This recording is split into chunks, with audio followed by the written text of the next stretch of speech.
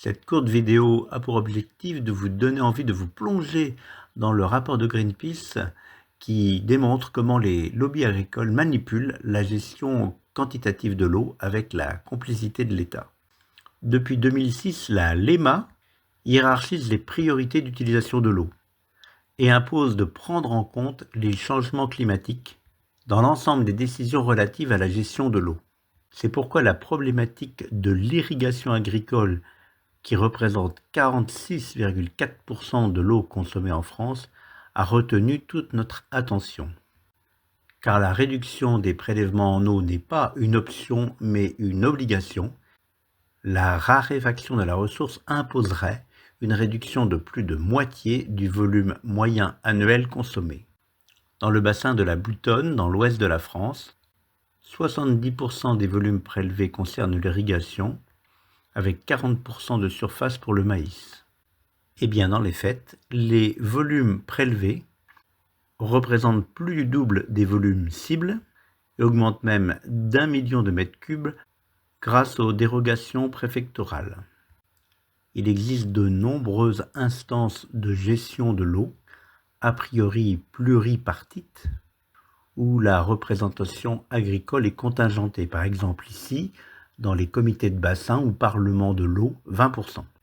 Les agriculteurs irrigants investissent les conseils d'administration des agences de l'eau et parviennent à affaiblir la pluralité des comités de bassin en plaçant certains des leurs dans d'autres groupes, ce qui est très aisé si on est par exemple maire de la commune et également agriculteur irrigant. Le tour est joué, on peut verrouiller le collège des élus avec le phénomène bien connu de la double casquette. On augmente ainsi artificiellement son temps de parole pour réfuter les constats scientifiques, affaiblir la portée des constats scientifiques en demandant d'autres études, tout en remettant au passage en question la légitimité des agents publics qui ne vont pas dans leur sens. Ce passage en force est d'autant plus dommageable que seulement un agriculteur sur 5 est irrigant et que seulement 6,8% de la surface agricole utile est irriguée en France. Il s'agit donc bien d'une entreprise de lobbying systématique d'accaparement de l'eau au bénéfice d'une minorité. Revenons sur le bassin de la Boutonne. La solution miracle des retenues de substitution ou méga-bassines, dont l'utilité est totalement démontée par les études scientifiques, ne concerne que 50 exploitations sur les 206 exploitations irrigantes, alors qu'il existe 1800 exploitations agricoles sur ce bassin. L'argument déployé par les agriculteurs irrigants est toujours le même, celui de la souveraineté alimentaire.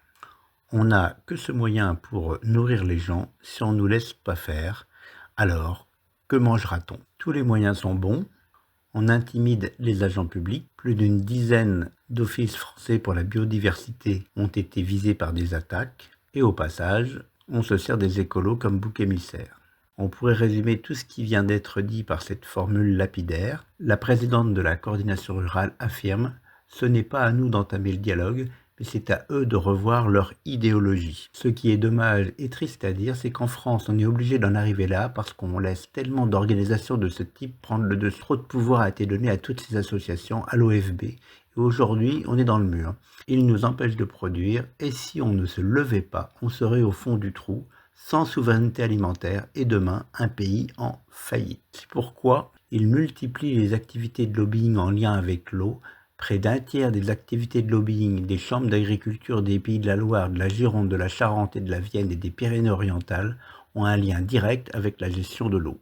Pour couronner le tout, au niveau gouvernemental, on constate un soutien inconsidéré du gouvernement à l'irrigation intensive. Le rétropédalage est considérable. En quelques semaines, on est revenu sur quantité d'avancées en matière de biodiversité, de protection du vivant, de lutte contre le changement climatique, de modification indispensable du modèle agricole, avec le soutien des préfets en muselant les services de l'État. Voici pour terminer quelques mesures proposées par Greenpeace dans ce rapport. Encadrer le risque de conflit d'intérêts, accroître la transparence et l'exemplarité des instances locales de gouvernance de l'eau, donner aux enjeux écologiques une place centrale dans la mission d'intérêt général des préfets, renforcer la pluralité et la représentativité des représentants agricoles, en particulier l'agriculture écologique,